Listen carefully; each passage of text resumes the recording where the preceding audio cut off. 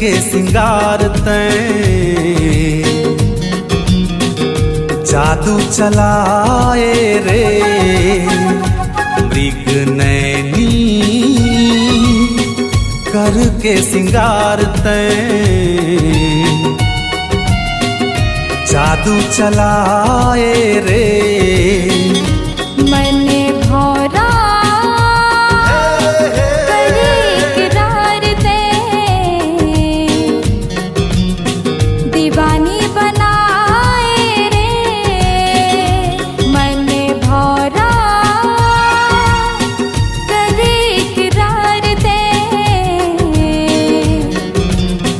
दीवानी बनाए रे धड़के जिया मोर मचलत छाती नैना मझूले गोरी गोरी आँखी मनमदौना खवाए रे मृग नैनी करके सिंगार तैं जादू चलाए रे मन मोहना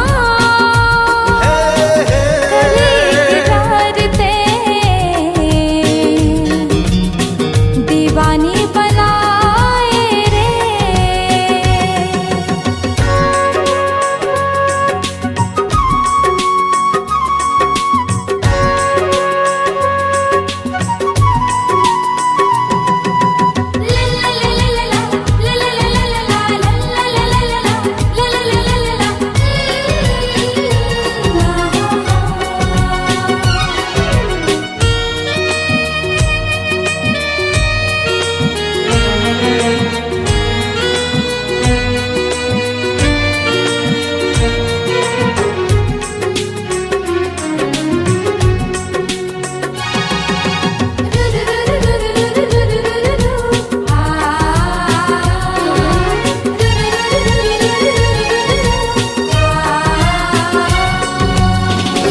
आँखी के कजरा मोला भरमाए कारी घटा कस बिजुरी गिराए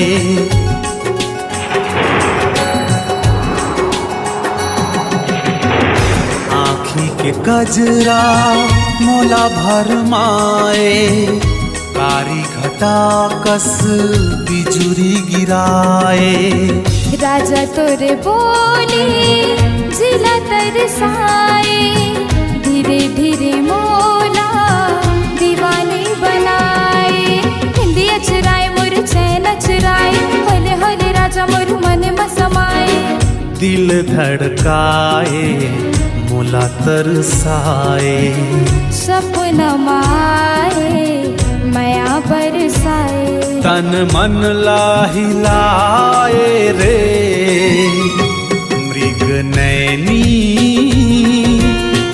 करके सिंगार तैं जादू चलाए रे मन मोहना करे इकरार दे दीवानी बनाए रे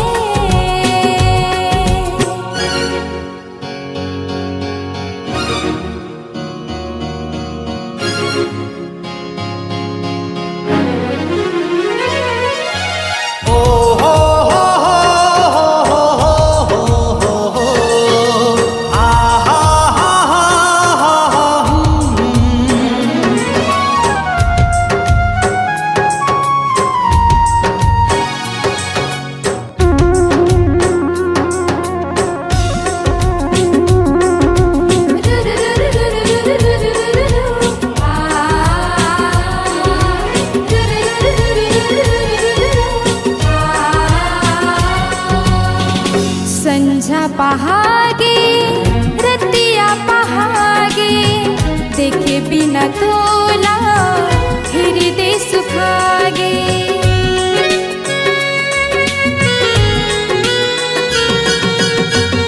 संझा पहागे रतिया पहागे देखे बिना तोला हृदय सुखागे झन तरसारे संग में आके जिंदगी बिता ले। बगिया सजद तन मन महका दे, सजना के नाम के मेहंदी लगा दे। अपन बना ले अंग लगा ले, पीरते के बंधना संग माँ बंधा ले। गोरी घुंघटा उठा दे रे मृग नैनी करके सिंगार तैं जादू चलाए रे। मन भरा करे इकरार ते, दीवानी बनाए रे। हाँ जादू चलाए रे, दीवानी बनाए रे। हाँ जादू चलाए रे।